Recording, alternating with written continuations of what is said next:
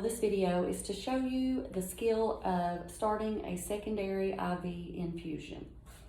We've already began our IV maintenance fluids. So this is running through our IV pole, and we have a new order for, say, some IV antibiotics. We want to first verify the order, ensure that we know what the medication is for, and also follow the 7 rights of medication when we are getting ready to transfuse a medication or infuse a medication. We enter the room and introduce ourselves to the patient. We want to identify them using 2 types of identifiers.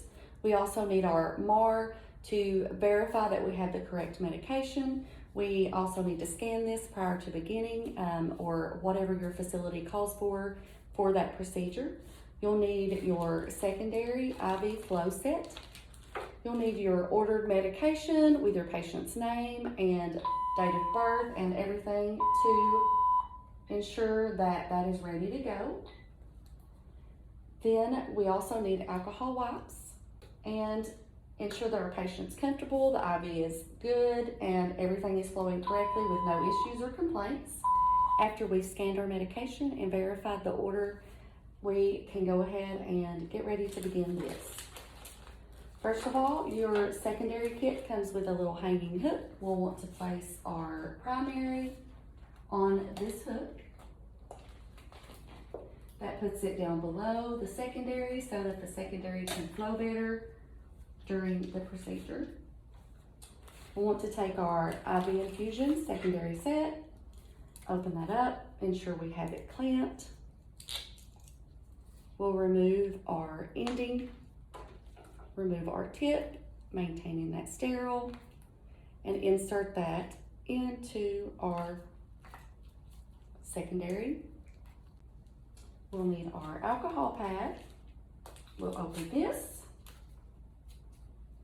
and we're going to start at the upper port at the top of our IV pole. Clean this, scrub the hub 15 to 20 seconds.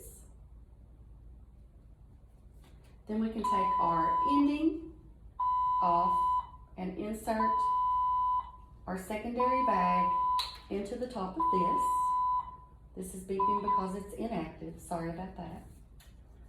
Once you have that done, you can, at that point, pull this bag down below your primary, open up your clamp, and you'll see that your normal saline will backflow into your tubing.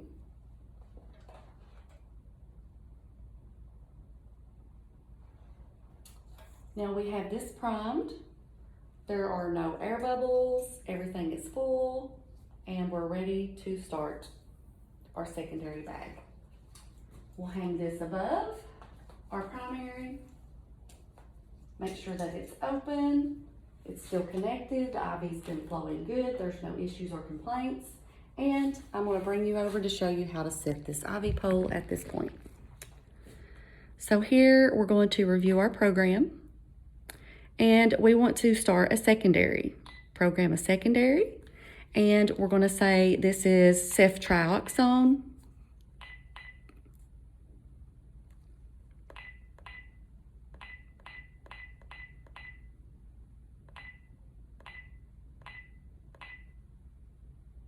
So there we are. We're going to hit OK.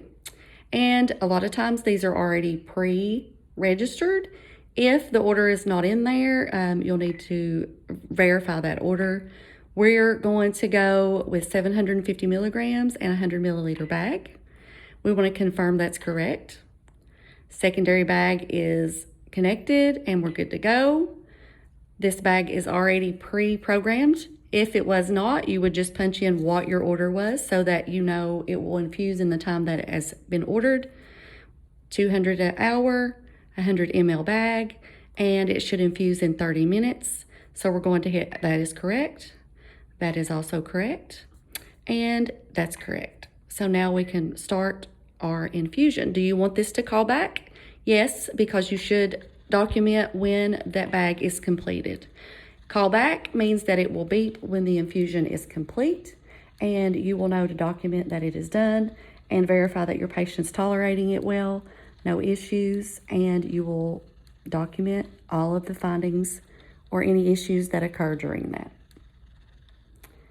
And that is all. We'll cleanse up our area, wash our hands. Once you've hung your secondary bag, it needs to be labeled, date, time with your initials, and these need to be changed every 72 hours at most facilities.